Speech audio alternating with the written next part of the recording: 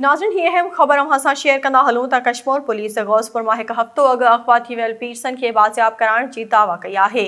Kashmir police पारां दुरानी महर जे कचे वारे इलाइक़े में मुबैना मुक़ाबले बाद अग़वा थियल पीरसन अहमद अली उर्फ़ बगो मीराणी खे बाज़ियाब कराए वरितो। ॿिए पासे इलाइक़े में चौबोल आहिनि त मुख़फ़ी खे राॼोनी तरीक़े सां बाज़ियाब करायो वियो आहे। वाज़े रहे त कश्मीर ज़िले जे मुख़्तलिफ़ इलाइक़नि मां 20 खां वधीक माण्हू धाड़ेलनि जी क़ैद में आहिनि, जिन मां 8 गौसपुर ऐं भरपासे मां अग़वा कया विया आहिनि।